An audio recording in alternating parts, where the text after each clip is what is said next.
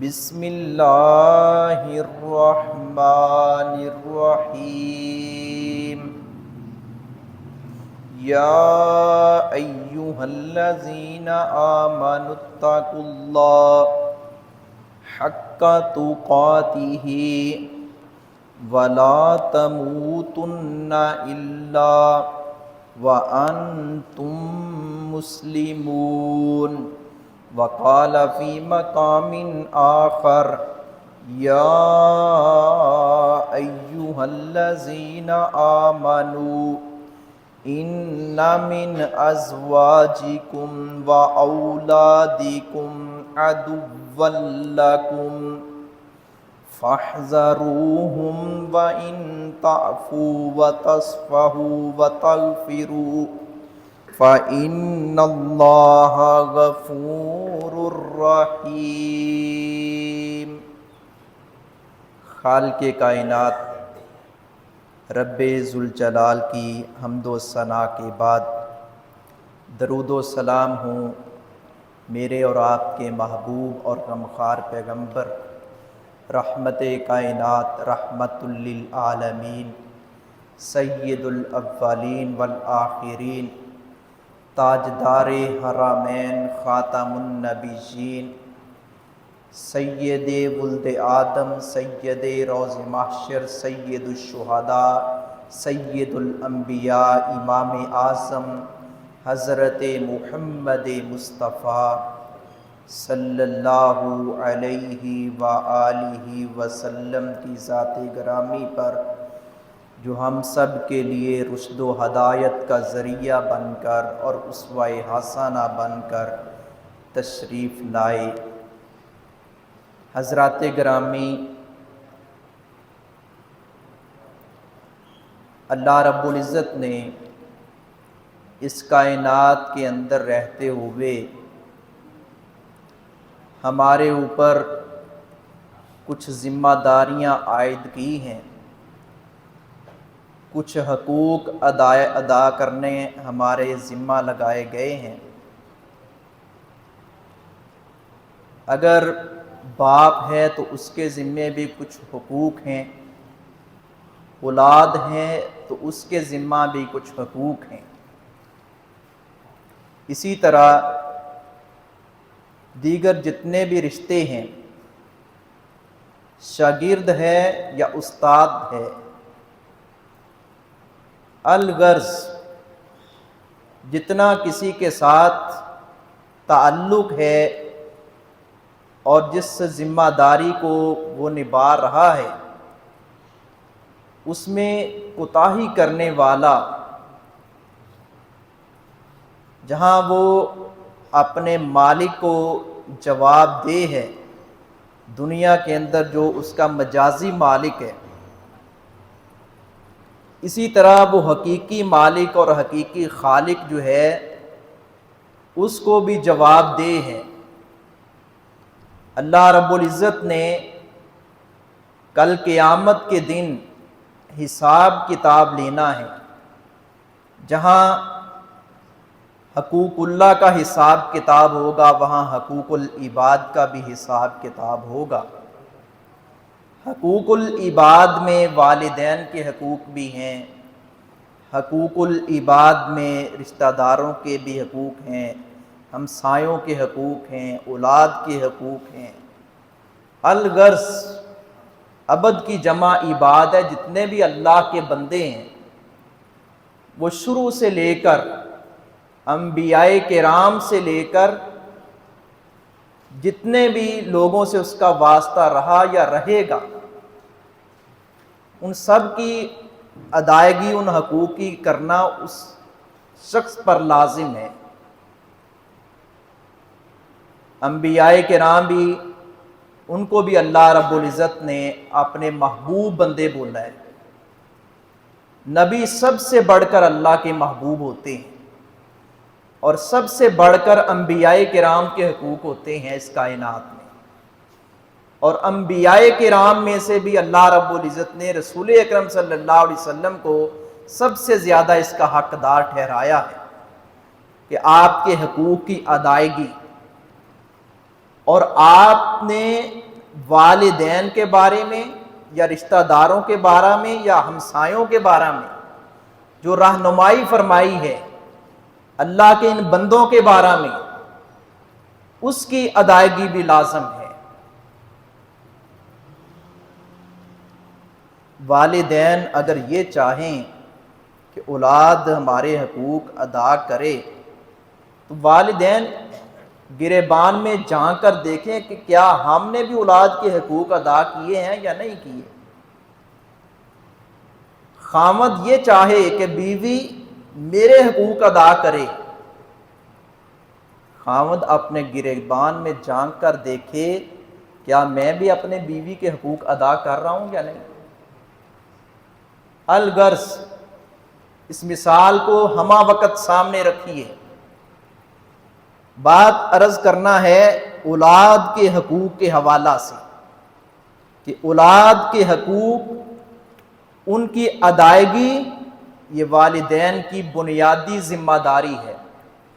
اگر والدین غفلت اور لاپرواہی سے کام لیتے ہیں تو والدین کل قیامت کے دن اللہ رب العزت کے حضور مجرم ٹھہریں گے، اللہ رب العزت ان کو سزا دے گا۔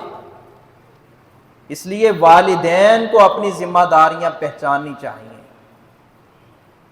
اولاد کے بارے میں تو عمومی طور پر ہمارے ہاں خطباء بیان کرتے ہیں کہ اولاد کو چاہیے والدین کی خدمت کرے، والدین ہی جنت ہیں، والدین ہی جہنم ہیں، یعنی ان کی خدمت کر لی، ان کی آؤ بھگت کی تو اللہ رب العزت نے ان کو جنت عطا کر دی۔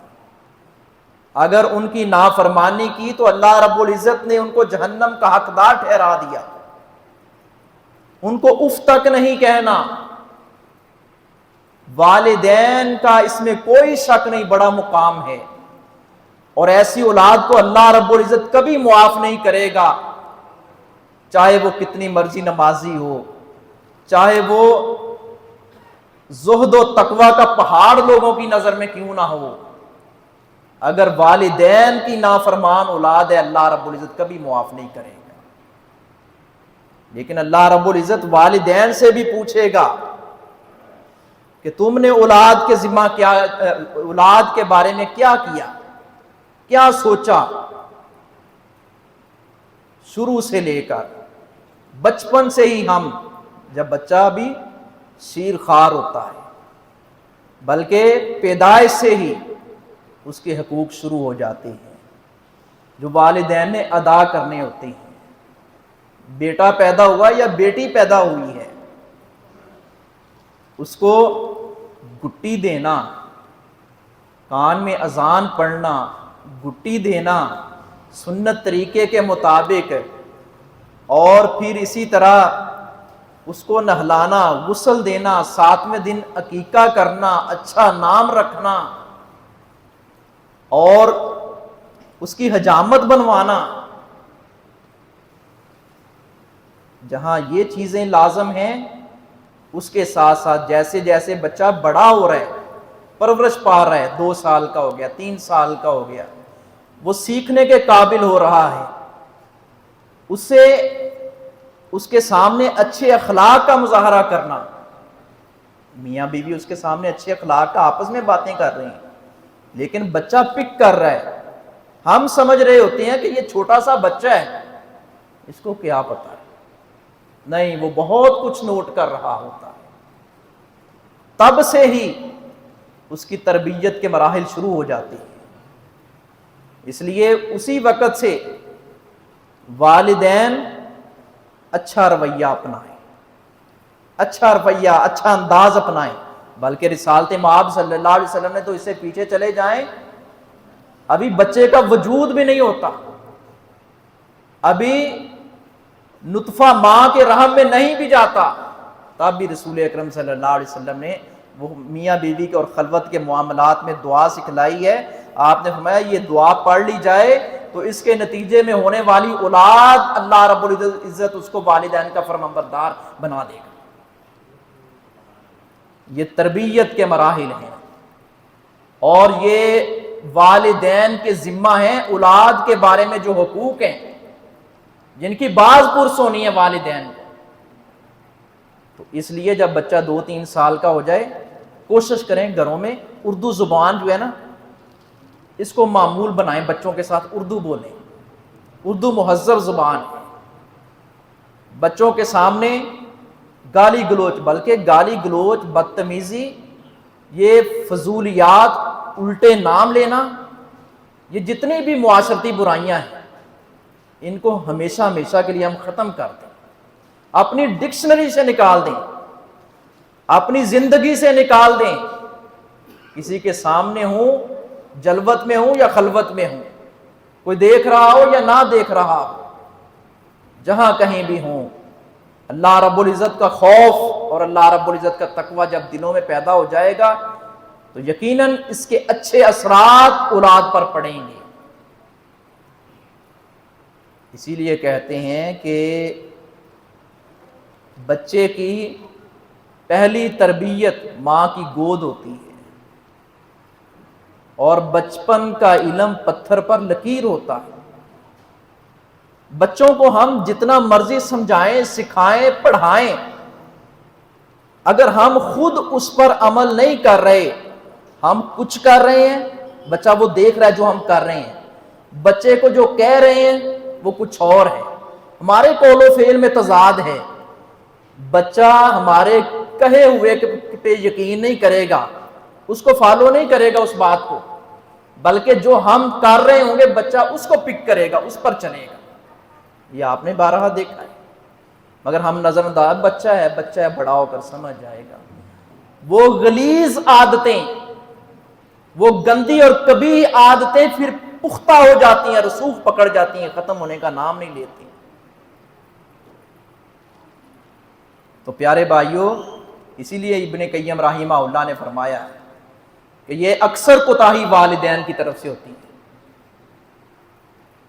استاد کی بھی ذمہ داریاں ہیں بہت ساری، لیکن استاد کے پاس بچے نے کتنی دیر جانا ہے؟ 5-6 گھنٹے جانا ہے۔ استاد کے پاس بچہ کب پہنچا ہے؟ جب 6-7 سال کا ہوا ہے۔ نظام ہے نا اللہ رب العزت کا، اس نے جو 4-5 سال پہلے جو والدین سے تربیت لی ہے اس کا اثر تو پڑے گا۔ استاد جاتے ہی ایسے تبدیل تھوڑا کر دے گا اس کو، یا کوئی منتر پڑے گا، پھونک مارے گا، نہیں، وہ تبدیل نہیں ہوگا ایسے الا ماشاء اللہ۔ اس لیے شروع سے تربیتی مراحل کا آغاز کریں، بچے کو اچھا ماحول دیں۔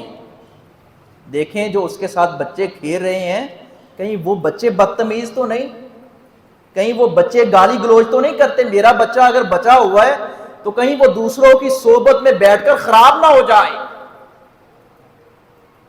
پھر استاد کے پاس، پھر قاری صاحب کے پاس رونا روتے ہیں کہ جی بچہ ہمارا کہنے کار نہیں ہے، بچہ ہمارا قابل ہو جائے، بات ماننے لگ جائے۔ بگاڑا تو ہم نے خود ہے۔ ذمہ داری جو والدین کی تھی انہوں نے ادا نہیں کی۔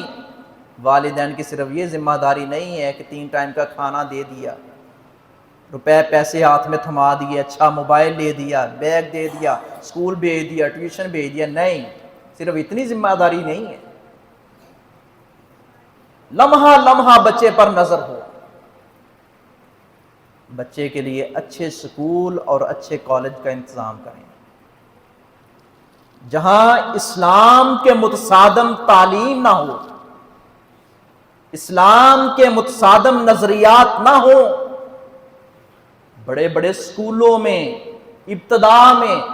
ابتدا سے ہی بچوں کو ایسے نظریات ان کے ذہن میں بٹھائے جاتے ہیں جو واضح طور پر اسلام کے خلاف ہیں، اور ہم خوش ہوتے ہیں میں نے اپنے بچے کو بیکن ہاؤس میں داخل کروایا ہے، میں نے اپنے بچے کو فلاں سکول میں داخل کروایا۔ اور سب سے بڑے شرم والی اور رونے والی بات یہ ہے کہ میں نے اپنے بچے کو سیکرٹ ہارٹ سکول میں داخل کروا دیا، میں نے کرسچین کے فلاں سکول میں داخل کروا دیا۔ پتہ نہیں یہ کرسچین کے سکول سے ہمیں کب جان ہماری چھوٹے گی۔ کئی مسلمان ایسے ہیں وہاں تعلیمی نظام بہت اچھا ہے۔ انا للہ و انا الیہ راجعون۔ کبھی بچوں کو مسیحیوں کے سکول میں داخل نہ کروائیں، وگرنہ بچے کے دل میں عیسائیت کی محبت بیٹھ جائے گی، اسلام کے بارے میں وہ اگر عیسائی نہ بھی ہوا تو وہ مسلمانوں کے قابل نہیں رہے گا، اسلام کی روح تو اس کے دل سے چھن جائے گی، نکل جائے گی۔ اور اگر والدین جتنا مرضی استاد پڑھاتے رہیں، پھر ایسے بچوں کو اگر وہ ایسی کالج، یونیورسٹی یا اسکول میں پڑھ لیتے ہیں جہاں صرف اور صرف ڈارون کا نظریہ سکھایا جاتا ہے، جہاں اللہ رب العزت کی معرفت نہیں دی جاتی، وہ بچے کو آپ جتنا مرضی زور لگا لیں، وہ بچہ کبھی نماز نہیں پڑھے گا، کیونکہ اس کے ذہن میں آپ کی باتیں اس کے اوپر سے گزر رہی ہیں۔ 1000 دفعہ اس کو سمجھائیں بیٹا نماز پڑھ، وہ نہیں پڑھے گا۔ کیوں؟ ہم نے اسکول، کالج، یونیورسٹی اس کا انتخاب کیا ہے جہاں لادینیت سکھائی گئی، جہاں لبرلزم سکھایا گیا۔ یہ دار ارقم کے نام سے اسکول اچھے ہیں، اقرا روضۃ الاطفال کے نام سے ہیں اسکول، ہمارے برادر ہیں ادھر انور نعیم صاحب برکت پورہ میں اچھا اسکول چلا رہے ہیں، ساتھ بچوں کی دینی تربیت کر رہے ہیں۔ تو پیارے بھائیوں، بچوں کو مذہب سکھایا جا رہا ہے کارٹونوں کے اندر۔ کون سا مذہب سکھایا جا رہا ہے؟ اسلام نہیں، ہندوازم سکھایا جا رہا ہے، سکھ مت سکھایا جا رہا ہے، بدھ مت سکھایا جا رہا ہے، عیسائیت اور یہودیت سکھائی جا رہی ہے۔ یہ ڈرامے، ٹھیک ہے جی، بچے آ رہے لگے ہوئے موبائل پہ، پورا وہ یہودیت کا، عیسائیت کا، ہندوؤں کا کلچر سکھایا جا رہا ہے، اسلام کے بارے میں نفرت پیدا کی جا رہی ہے۔ یہ والدین کی ذمہ داریاں ہیں کہ والدین بچوں کا رخ سیدھا رکھیں، سیدھا رکھیں جہاں تک ان کا بس چلتا ہے۔ نبی اکرم صلی اللہ علیہ وآلہ وسلم نے بچوں کی تربیت کے لیے دن رات ایک کیا ہے، جہاں آپ نے فکر کی ہے نوجوانوں کی، بوڑھوں کی، عورتوں کی، اور اپنے تو اپنے، بیگانے، آپ سب کے لیے رحمت بن کر تشریف لائے۔ لیکن آپ صلی اللہ علیہ وسلم ابتدا سے ہی بچوں کے لیے تربیت کا اہتمام فرماتے تھے۔ کوئی بچہ مہمان آتا گھر میں، بچہ بھی 6-7 سال کا ہے، بچہ سو گیا ہے، گھر میں آ کر پیارے نبی صلی اللہ علیہ وسلم پوچھتے ہیں اس بچے نے نماز پڑھی ہے؟ اور اسی طرح رمضان المبارک کے روزے اب 6-7 سال کے بچے کے اوپر فرض تو نہیں، 7-8 سال کے بچے کے اوپر، لیکن پیارے نبی صلی اللہ علیہ وسلم عادت ڈالنے کے لیے کہ یہ اسلام کا بنیادی رکن ہے، ان کو پتہ چلے، رمضان کے روزے کبھی کبھار ان کو بیچ میں رکھواتے تھے۔ اسی طرح نبی اکرم صلی اللہ علیہ وآلہ وسلم نے ایک موقع پر ان بچیوں کو دیکھا جو اشعار پڑھتے پڑھتے، آپ کی محبت میں اشعار پڑھتے پڑھتے 2-3 جملے غلط کہہ دیے اشعار میں۔ ہمارے اندر ایک نبی ایسا آنے والا ہے جو آئندہ کی خبریں بھی جانتا ہے۔ آپ نے فرمایا نہیں، جو پہلے کہہ رہی تھی وہی کہیں، یہ نہ کہیں۔ اسی طرح نبی اکرم صلی اللہ علیہ وسلم نے دیکھا ہے کوئی بچہ ایسے بیٹھا برتن کو ہلائی جا رہا ہے، یا ٹانگیں ہلائی جا رہا ہے، یا ایسے کوئی چیز کے ساتھ لگا ہوا ہے، تو آپ نے پیار سے اس بچے کو، بیٹا آرام سے بیٹھتے ہیں، مجلس میں جب بیٹھتے ہیں ایسے بیٹھتے ہیں، ادب سے بیٹھتے ہیں، بڑوں کا ادب کرتے ہیں۔ ابتدا سے ہی بچوں کو سکھائیں۔ جب بچہ بھی 2-3 سال کا، اس کو بتائیں بیٹا پوچھا کریں کھانا کس ہاتھ سے کھاتے ہیں، کھانا کھانے سے پہلے کیا پڑھتے ہیں، کھانا کھانے کے بعد کیا پڑھتے ہیں، ہمیں کس نے پیدا کیا، اللہ کہاں ہے، شہادت والی انگلی کسے کہتے ہیں، ہمارے نبی کا نام کیا ہے، قبر میں کون سا سوال ہوگا، اور اللہ رب العزت کل قیامت کے دن سب سے پہلے کون سا سوال کریں گے۔ چھوٹی چھوٹی معلومات بچوں کو دیا کریں۔ بہت سارے بچوں کو پتہ نہیں ہوتا، اور والدین لاپرواہی کا شکار. یہ والدین کی ذمہ داریاں ہیں, یہ والدین کی ذمہ حقوق ہے اولاد کے بارے میں. اگر آج ایسا نہ کیا تو پھر شروع سے اگر یہ ماحول نہ دیا تو بچہ پھر آپ کے ہاتھوں سے نکل جائے گا, بڑا ہو کر آپ کی بات نہیں مانے گا. آپ 1000 دفعہ اس کو سمجھائیں گے وہ نہیں سمجھے گا. نبی اکرم صلی اللہ علیہ وآلہ وسلم نے حضرت عبداللہ بن عباس, ابھی چھوٹے سے بچے ہیں, یہ پہلے بھی حدیث تربیت کے حوالہ سے ایک بات جمعہ ہوا تھا, اس میں یہ بات ہوئی تھی, اشارتاً عرض کر دوں. کہتے ہیں میں چھوٹا سا بچہ تھا, پیارے نبی کے ساتھ سواری پر سوار تھا, اور نبی اکرم صلی اللہ علیہ وسلم مجھے نصیحتیں کر رہے ہیں, یا غلام, اے بچے احفظ اللہ یحفظک, تو اللہ رب العزت کے احکامات کی حفاظت کر, اللہ تیری حفاظت فرمائے گا. تجدہ تجاہک, تو جہاں چاہے گا اس کو پا لے گا, یعنی اللہ کی مدد تیرے ساتھ سامنے حال ہوگی. کب؟ جب تو اللہ رب العزت کے احکامات کی پابندی کرے گا. وَإِذَا سَأَلْتَ فَاسْأَلِ اللَّهَ, جب سوال کر اللہ رب العزت سے سوال کر. وَإِذَا اسْتَعَنْتَ فَاسْتَعِنْ بِاللَّهِ, جب مدد مانگ اللہ رب العزت سے مانگ. جان لو پوری کائنات جمع ہو جائے اور تجھے نقصان پہنچانا چاہے تو اللہ رب العزت نے اگر مقدر میں نقصان نہیں لکھا تو پوری کائنات تجھے نقصان نہیں پہنچا سکتی. اور اگر ساری کائنات نفع دینے پہ تل جائے, اگر اللہ رب العزت نے تیرے مقدر میں نفع نہیں لکھا تو تجھے یہ نفع نہیں پہنچا سکتا. یہ پیارے نبی صلی اللہ علیہ وسلم 8-9 سال کے بچے کو یہ نصیحتیں کر رہے ہیں, اللہ رب العزت کی محبت سکھا رہے ہیں اور غیر اللہ سے نفرت سکھا رہے ہیں, اور اس بچے کو اللہ کی معرفت حاصل کروا رہے ہیں. اسی طرح نبی صلی اللہ علیہ وسلم نے ایک چھوٹے سے بچے, حضرت عمر بن سلمہ کہتے ہیں میں چھوٹا سا بچہ تھا, میں ایسے برتن کو گھما رہا تھا, آپ نے فرمایا نہیں, اور مجھے فرمایا گیا کہ یا غلام سم اللہ, اللہ کے نام سکھا. کل بھی یمین, ایک دائیں ہاتھ سکھا. کل مما یلی کا, اپنے سامنے سکھا. چھوٹے چھوٹے بچوں کو پیارے نبی صلی اللہ علیہ وسلم ایسے فرمایا کرتے تھے. حضرات گرامی, میں نے عرض کیا جس طرح اولاد کے ذمہ ہے کہ وہ والدین کی فرمانبرداری کریں, اگر اولاد والدین کی فرمانبردار نہیں, ایسی اولاد جہنم کا ایندھن بن جائے گی. اسی طرح اگر والدین نے اولاد کی ذمہ داریاں ادا نہ کی تو ایسے والدین بھی اللہ رب العزت کی گرفت سے کبھی نہیں بچ سکتے.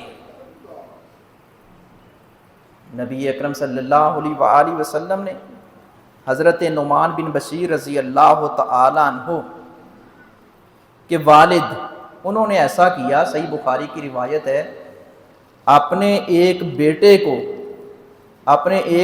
کو ایک غلام ہدیۃً تحفۃً دے دیا. تو نبی صلی اللہ علیہ وسلم کے پاس آئے تو آپ صلی اللہ علیہ وسلم کو پتہ چلا تو آپ نے فرمایا کہ اعدلوا بین ابنائکم, اعدلوا بین ابنائکم, اولاد کے درمیان عدل سے کام لو, اولاد کے درمیان انصاف سے کام لو. کیا باقی بچوں کو بھی ایسے ہی غلام ہدیۃً دیا ہے؟ کہا اللہ کے رسول نہیں. فرمایا نہیں, ایسا نہ کرو. ایک روایت میں آتا ہے میں محمد ظلم پر گواہ نہیں بن سکتا صلی اللہ علیہ وسلم. اولاد کے درمیان انصاف کرو, یہ نہیں ایک کو غلام دے دیا دوسرے کو دیا نہیں, سب کے درمیان برابری. اگر زندگی میں والد اولاد کے درمیان کچھ تقسیم کر رہا ہے تو بالکل برابر, یہ نہیں کسی کو کم دے دیا کسی کو زیادہ دے دیا.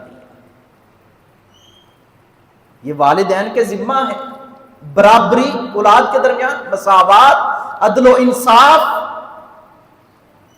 کیا یہ باہم بحثیت والدین یہ کردار ادا کرتے ہیں؟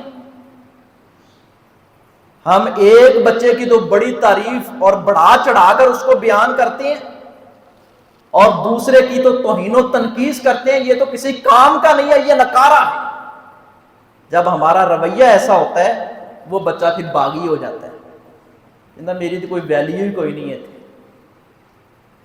صرف لوگوں کے بچوں کی تعریف نہ کیا کریں، آپ کا بچہ اگر اچھی کارکردگی دکھاتا ہے یا اس کے اندر کوئی اچھی بات اور خیر والی بات موجود ہے، اس کو اپریشیٹ کریں، اس کو کہیں بیٹا اور آگے بڑھ، ماشاءاللہ بہت خوشی ہوئی۔ بچوں کا حوصلہ بڑھتا ہے، والدین سے محبت کا اور والدین کے ساتھ تعلق کا ایک مزید راستہ نکلتا ہے، مضبوط ہوتا ہے یہ رشتہ۔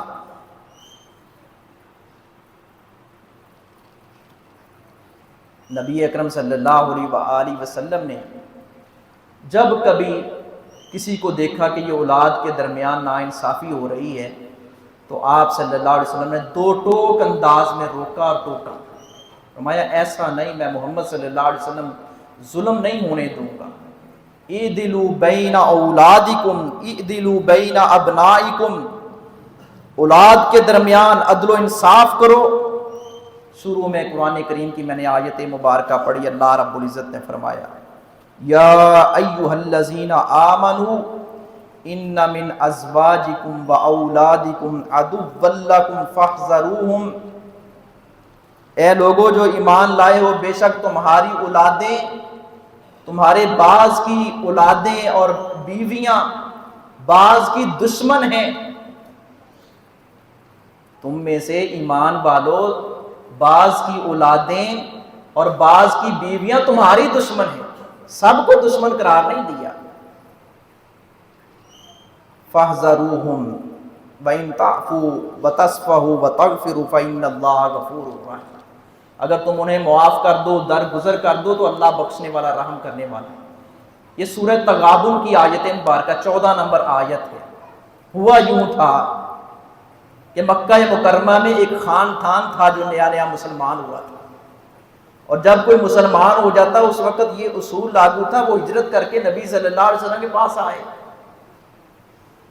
تو گھر کے سربراہ نے کہا کہ ہم چلیں مدینہ طیبہ میں رسول اکرم صلی اللہ علیہ وسلم کے پاس۔ تو آپ صلی اللہ علیہ وآلہ وسلم کے پاس بیوی بچن کا نہیں، ہم یہیں رہتے ہیں۔ تو اس وقت یہ آیت مبارکہ نازل ہوئی کہ ایمان والو، تم میں سے بعض کی اولادیں اور بعض کی بیویاں تمہاری دشمن ہیں، اگر تم انہیں معاف کر دو، درگزر کر دو، فَإِنَّ اللَّهَ غَفُورٌ رَحِيمٌ، بلا شبہ اللہ بخشنے والا، رحم کرنے والا ہے۔ اولاد کی محبت، بیوی بچوں کی محبت بسا اوقات یہ دین سے دور کر دیتی ہے۔ سب سے بڑھ کر انسان کو اللہ رب العزت سے محبت ہو اور اللہ کے رسول سے محبت ہو، علی ھذا القیاس، والدین سے محبت اور استاد سے محبت، دیگر رشتہ داروں سے محبت، جتنی شریعت نے رہنمائی کیا اس دائرے میں رہتے ہوئے اس کے ساتھ محبت کریں، لیکن ان ساری محبتوں کے اوپر اگر کوئی محبت غالب ہو تو اللہ کی محبت غالب ہو، اللہ کے رسول کی محبت غالب ہو۔ تو یہ قرآن کریم کی آیت مبارکہ بتاتی ہے کہ بسا اوقات اولاد کی کوئی نہ کوئی کوتاہی اس کو درگزر بھی کرنا چاہیے، نظر انداز بھی کرنا چاہیے۔ اب اس صحابی نے سوچا میں ان کو سزا دوں، تو اللہ رب العزت نے فرمایا وَإِن تَعْفُوا وَتَصْفَحُوا، اگر تم انہیں معاف کر دو اور درگزر کر دو، فَإِنَّ اللَّهَ غَفُورٌ رَحِيمٌ، بلا شبہ اللہ رب العزت مغفرت کرنے والا ہے، بخشنے والا ہے۔ حضرت عبداللہ بن مسعود رضی اللہ تعالیٰ عنہ فرماتے ہیں، کون عبداللہ بن مسعود رضی اللہ تعالیٰ عنہ جو فقیہ امت کے نام سے مشہور ہوئے، لقب سے مشہور ہوئے ہیں، فرماتے ہیں کہ والدین کو پوچھا جائے گا کہ تم نے اولاد کی کتنی تعلیم دلوائی، کیا تعلیم دلوائی، کیا تربیت کی۔ یہاں تعلیم سے ہمارے ذہن میں صرف یہ اسکول کی تعلیم آتی ہے، یہ قرآن و حدیث کا علم بہت کم ہم نظر انداز کرتے ہیں، بڑی خوبصورت بات ارشاد فرمائی تھی ڈاکٹر حماد لکھوی حافظہ اللہ نے. یہ حدیث مبارکہ طالب العلم فریضۃ علی کل مسلم، علم حاصل کرنا ہر مسلمان پر فرض ہے. یہ صحیح مسلم کی روایت ہے. کہتے ہیں اب اسکولوں کے اوپر، کالجوں کے اوپر، یونیورسٹیوں کے اوپر اور آگے پھر تعلیم کے شعبے ہیں. کیا یہ ساری تعلیم فرض ہے؟ شریعت نے تو اتنا کسی کو پابند نہیں کیا، مکلف نہیں بنایا. بندہ کتنا کچھ سیکھ سکتا ہے. علم تو ایسا سمندر ہے جس کا کوئی کنارہ نہیں. علم ختم ہونے کا نام ہی نہیں لیتا. بندہ کیا کیا سیکھے. علم حاصل کرنا مسلمان پر فرض ہے. کیا ریاضی سیکھنا بھی فرض ہے، انگلش پڑھنا بھی فرض ہے، بایو سیکھنا بھی فرض ہے، فزکس سیکھنا بھی فرض ہے، کیمسٹری سیکھنا بھی فرض ہے، اور کیمیا اور منطق، فلسفہ، کتنے علوم ہیں دنیا میں. نہیں، یہ فرض نہیں ہے. یہ فرض نہیں. سیکھنے چاہیے، انکار بھی نہیں ہے اس کا. اس کی بڑی اہمیت ہے. اللہ رب العزت نے کسی کو قوت حافظہ دی ہے، صلاحیتیں دی ہیں، تو وہ پڑھے، اسلام کے لیے، اہل اسلام کے لیے اور ملک کے لیے کارگر ثابت ہو. لیکن اس کا مطلب یہ نہیں وہ قرآن و حدیث کو نظر انداز کر دے. یہ علم فرض نہیں ہے. کون سا علم فرض ہے؟ وہ قرآن کا علم فرض ہے، جو پیارے نبی نے فرمایا علم حاصل کرنا ہر مسلمان پر فرض ہے. یہ عبداللہ بن مسعود فرماتے ہیں رضی اللہ تعالیٰ عنہ، پوچھا جائے گا تم نے بچے کی تربیت کی، کس سے پوچھا جائے گا؟ والد سے پوچھا جائے گا، والدہ سے پوچھا جائے گا تعلیم کیا دی، تربیت کیا. اور بیٹے کو پوچھا جائے گا، بیٹی کو پوچھا جائے گا تم نے والدین کے ساتھ اس نے سلوک کیا ہے یا نہیں کیا. حضرات گرامی، میں نے عرض کیا جس طرح والدین یہ چاہتے ہیں کہ اولاد ہماری فرمانبردار ہو، اگر اولاد فرمانبرداری نہیں کرتی تو ایسی اولاد جہنم کا ایندھن بن جائے گی. اسی طرح قرآن ہماری رہنمائی کرتا ہے، اگر والدین اولاد کے درمیان انصاف نہیں کرتے، اگر والدین اولاد کے حقوق ادا نہیں کرتے، تو ایسے والدین بھی اللہ رب العزت کی گرفت سے کبھی نہیں بچ سکتے. بچوں کے اندر جو خوبیاں ہوں ان کو اجاگر کریں. ہر ٹائم ماتھے کے اوپر تیوڑ چڑھا کر رکھنا اور گھر میں جلاد بن کر رہنا اور بچے سہم جائیں، پاپا آ گئے ہیں، جائیں تو کہنے جان چھٹی، ایسا نہ ہو. باپ کا بیٹوں کے ساتھ ایک دوستانہ تعلق ہونا چاہیے. بیٹا باپ کے ساتھ ہر بات شیئر کرے، چاہے جائے کہ وہ غیروں کے ساتھ شیئر کرے. ماں کا بیٹی کے ساتھ ایک سہیلیوں جیسا تعلق ہونا چاہیے. بیٹی ماں کے ساتھ اسکول گئی ہے، کسی سٹوڈنٹ نے یا کسی ٹیچر نے کوئی غیر اخلاقی حرکت کی ہے، وہ آ کر بتائے. جب یہ تعلق اچھا ہوگا تو وہ بتائے گی، شیئر کرے گی. جب والدین ہی جلاد بنے ہوں اور والدین بچوں کی کوئی رائے لینا پسند نہ کرتے ہوں، پھر اولاد اپنے آپ کو برباد کر لے گی. پھر جب اولاد ہاتھوں سے نکل جائے گی یا خود اپنے آپ کو کسی غلط کام کی طرف یا کسی کٹہرے میں لے جائے گی تو پھر پچھتاتے ہیں کہ ہاں یہ کیا ہو. پیغام ٹی وی کے اوپر بڑی خوبصورت انہوں نے مثالیں دی. کہتے اگر بچہ کہتا ہے نا کہ پاپا میرا رکشہ چینج کر دو، میں نے اس پہ نہیں جانا، کبھی آپ نظر انداز نہ کریں اس کو سیریس لیں. میں نے اس فلاں استاد سے نہیں پڑھنا، کبھی نظر انداز نہ کریں، سیریس لیں. پوچھیں، اس کے بیگ پہ جائیں وجہ کیا ہے، بیٹا کیوں بھاگ رہا ہے، کیوں باغی ہو رہا ہے. اور اسی طرح میاں بیوی آپس میں رہتے ہوئے گھر میں بچوں کے سامنے لباس پہنتے ہوئے آپس میں بیٹھتے ہوئے ان چیزوں کا جو شریعت نے رہنمائی فرمائی ہے ان کا اہتمام کریں تو دیکھنا اولادیں کس طرح سدھرتی ہیں. میں نے عرض کیا بچہ ابھی 1.5-2 سال کا ہوتا ہے، بلکہ اس سے بھی پہلے، لیکن جب 1.5-2 سال کا جب وہ سیکھنے کے مراحل شروع ہوتے ہیں تو پھر بچوں کو اسی وقت سے چھوٹی چھوٹی چیزیں بتایا کریں. کھانا دائیں ہاتھ سے کھاؤ، کھانا کھا کر الحمدللہ کہو، نماز کے متعلق بتاؤ، اللہ کا نام سکھلاؤ، کلمہ طیبہ سکھلاؤ، اللہ کہاں ہے، ہمیں کس نے پیدا کیا. یہ بچوں کو تربیتی ماحول اور بچوں کو سیر و تفریح کے لیے بھی موقع دینا چاہیے. اپنی نگرانی میں کوشش کریں آپ 8-10 دن کے بعد 15 دن کے بعد اگر کوئی مناسب اچھا کوئی پارک ہے بچوں کو لے جائیں، خاص طور پر جب بچوں کا کوئی رزلٹ اچھا آتا ہے. یہ بچوں کے ساتھ ایک دوستانہ ماحول ہو، اللہ رب العزت عمل کی توفیق عطا فرمائے۔ یقیناً نیک اولادیں والدین کے لیے صدقہ جاریہ ہوتی ہیں، اور اگر ہم نے اچھا کردار ادا کیا، بچوں کی تعلیم اور تربیت کا اچھا اہتمام کیا، تو یقیناً ایسی اولادیں والدین کے لیے صدقہ جاریہ ہوں گی۔ وما علیہ الا